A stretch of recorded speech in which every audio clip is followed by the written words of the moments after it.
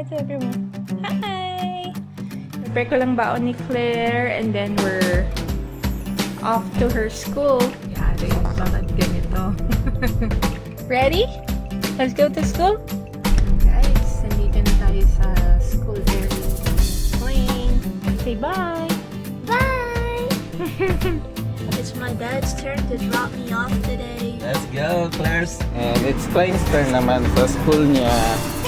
Ayan. Ayun yung school bus niya. Good morning guys! Welcome to Andrea Judge TV.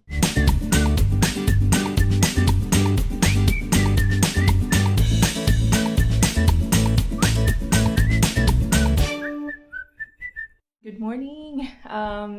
Early morning ngayon ng Thursday and first day of school ng mga bata, si Klein tsaka si Claire. Si Judge pumasok na sa school and gusto ni Judge na i-document ko yung araw na to. So yan, samahan niyo ako today. Mag-prepare muna ako ng mga baon nila and then samahan niyo ako. Hatid natin si Klein today sa school. Nag-off ako ng 3 hours from work. Then mamaya 10 o'clock papasok ako sa work after ko i-drop off si Klein. So yun, samahan niyo ako today. Tingnan natin kung ano yung magiging araw today. Excited kami actually ni Judge for Klein and Claire kasi first day nga nila sa school. Inayos ko na kagabi yung mga gamit nila, especially kay Klein. Si Claire malaki na, so siya na bahala sa mga damit niya. Sa mga gamit niya. Si Klein, ayun, kahapon nag-drop off kami sa meet and greet ng mga basic items like yung mga kailangan nila na wipes, sanitary wipes, yung mga ganon, tissue. Pero yung mga personal items kasi kailangan ng hygiene kit ni Klein. So yun, dadalhin ko yan today, pati yung ibang mga school supplies niya. So yun, samahan niyo ko a long day. Ayusin ko yung baon nila kasi for school always nagbabaon yung mga bata.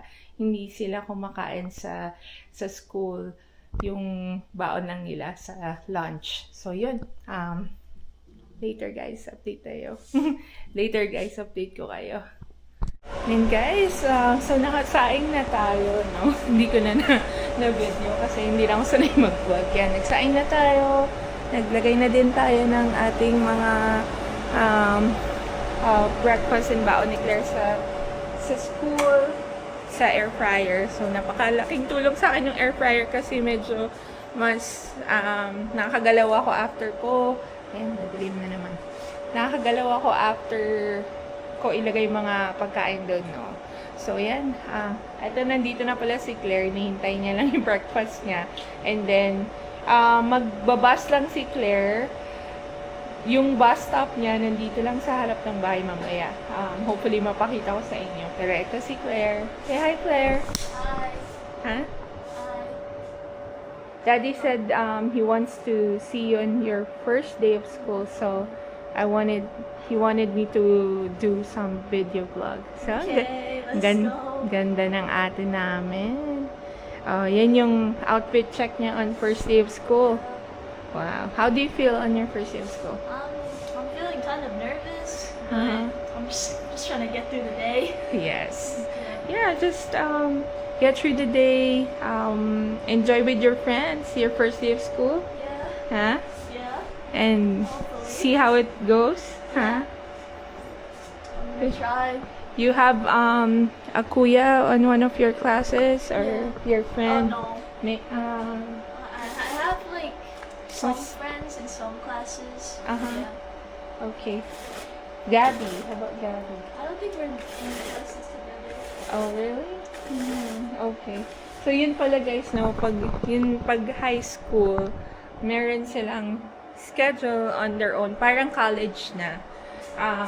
I'm not sure kasi iba yung, nag-ibas ko yung ilaw guys. Para medyo maliwanag sa loob. Ayan. So, parang, yung high school nila dito, parang college na kasi may sarili silang schedule, tapos sila yung pupunta sa kalika nilang classroom. Ewan ko kung paano yung, yung sa Pilipinas ngayon. Kasi nung time namin nung high school pa ako. Yung teacher namin yung pumupunta sa classroom namin. So, nandun na kami sa loob ng classroom namin. Tapos yung teacher yung mga papasok-pasok para sa mga classes namin. Pero sila, parang college type na pumupunta sa bawat room ng mga teachers. So, yun. Yun lang update, guys. Si Clean, pinapatulog ko pa kasi late yung start ng school niya. And since malapit na nga yung school ni Clean sa amin, hindi na sobrang aga yung pick up ng bus sa kanya. Actually, ngayon, I opted na ako yung magda-drop off kay Clean kasi first day of school nga. Pero, moving forward, gagamit siya, or yung bus yung magsusundo sa kanya. This is not the same location, right? Let me check. Let's see. Yung, I guess, Deer Crossing in Country Trail. Yeah, this is Deer Crossing Country Trail. So yun, dyan lang din talaga yung bus stop ni Claire. Parang mga 20 steps away lang sa bahay namin. So yun, update na lang later, guys. Pasensya na kung magulo ang video na ito. Gusto lang talaga namin ipakita or i-document yung araw na to. Thank you. Later. Guys, change of plans kasi madilim sa rin naman. Change of plans kasi yung rice late na cook. So, usually kasi sa gabi nagsasaing na ako. Hindi ako nakasaing kagabi. So, ayan, ngayon nagsaing ako tapos late na luto. So, ngayon parating na yung bus ni Claire, hindi pa luto yung rice. So, pupunta kami sa school niya or i-drop off ko siya.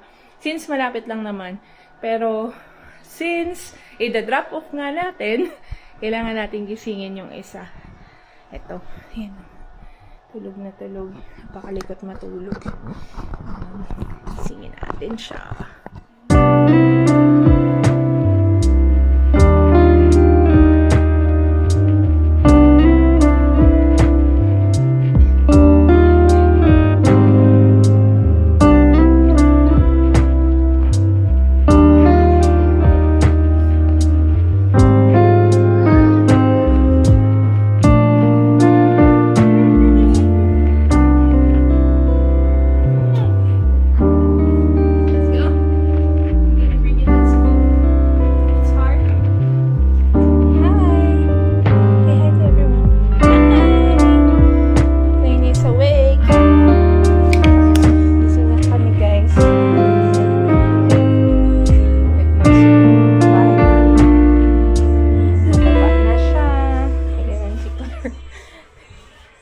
Nagtatatalon.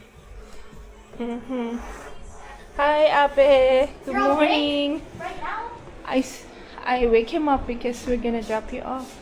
Oh. Good morning. Good morning. CK. Who's CK? Calvin Klein? Yeah. I'm going to school. Not you yet. Yeah. Woohoo! Meron siyang bagong toy. So, yan guys. Prepare ko lang baon ni Claire and then we're off to her school. Right? Right. Okay. Ayan guys. Paalis na kami ng bahay. Are you ready, Claire? Yup. Ayan. Ayan si Klein. Ginising natin siya kasi hindi tayo naka-prepare ng baon ahead of time. Ayan. Mga hiccups during first day of school. Hopefully, mga coming days, no? Medyo maayos na ang ating pag-prepare sa kanila sa school. Ayun naman talaga, no, guys. Hindi parating perfect. Every day is always a different day. Minsan smooth, minsan ang daming hindi umaayon sa dapat gawin or kagustuhan natin, 'di ba? Pero ayan, just go with the flow. Relax lang at makakaraos din ang matatapos din ng araw at makakaraos din, no? So, yan. Medyo, makikita nyo yung paligid, no? Medyo foggy today, right, Claire?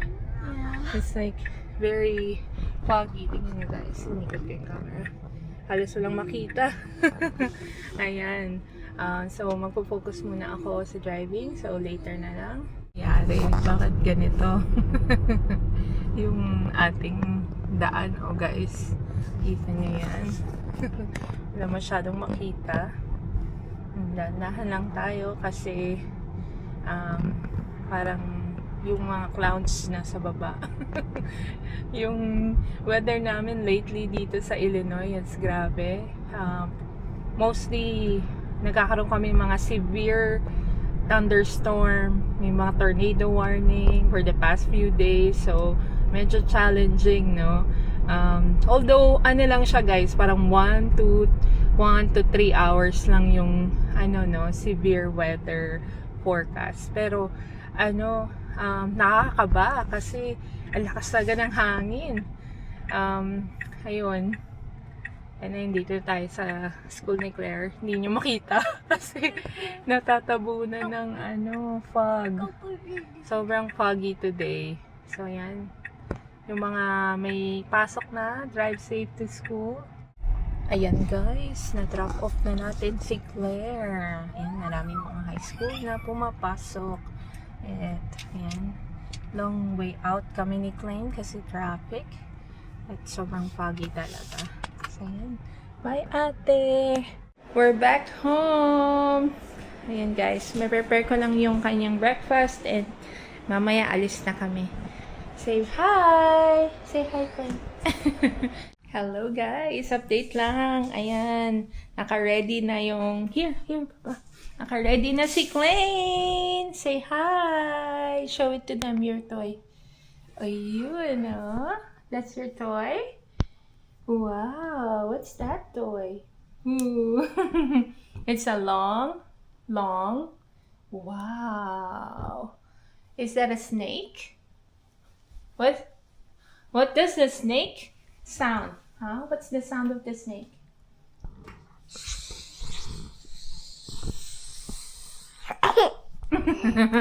It bites. Hinihintay ko lang yung bus, no? Kasi parating na, sasabihan ko na ako yung mag-drop and pick up today. And then tomorrow, it will be a regular day. Hopefully, makuha namin yung routine namin for the coming days. Usually, yun naman talaga, puro, routine kami para masanay yung mga bata, especially si Klein. And, ayun, pag-pray nyo kami, guys. Sana maging maayos ang school year today. And very hopeful naman na every day will be better, no? Always positive ako doon. It's just that, yun nga, minsan di natin alam kung may mangyayaring di nating inaasahan. Pero yun, let's just hope for the best every day. Ready? Let's go to school? Excited na mahawak niya yung laruan niya, guys. So, yan, papunta na kami and we'll see how it goes. Marami ako i-drop off kasi yung mga gamit niya. Dumating na yung bus kanina, kinausap ko. So, mabait naman yung bus driver niya. Lahat naman sila mababait, no? Ayun, sobrang grateful kami sa school district namin dito kasi meron talaga silang special education bus na nagpipick up sa mga bata. At yan, dito lang talaga sa harap ng bahay namin. Kami yung maglalagay sa kanila and then pag i-drop off sila, kami din yung magtatanggal sa seat nila. So yun, we'll see how it goes today. I'm excited for Klein. And tingnan natin kung anong baka busy dun sa school, no? Baka hindi ako masyadong makapag-vlog. And update ko na lang kayo later. Guys, nandito na tayo sa school area ni Klein. So far, maraming mga naglalakad kasi may community dito malapit sa school, no? So, kita ko may mga naglalakad. So, yan. Looks like lahat are excited. So, we'll see. Medyo pila, no? Papunta dun sa papapasok sa school ni Clay. Maraming nagda-drop off ng mga parents sa first day of school, including us. So, I will see how it goes. Na-drop off na natin, no? Si Clay. Medyo challenging kanina kasi hinahabol niya ako. Mommy! Sabi ko, sabi nung assistant, let's go! Tapos sabi ni Clay, let's go! Tapos pupunta siya sa akin. So, yun. Good luck, Lane. I love you so much. We'll see you later. Welcome home. Hello. So, how's your day? It was really good, actually. Uh-huh. Okay, so in ELA, I didn't like really make new friends, right? It was okay. And then in art, I made a new friend. And then I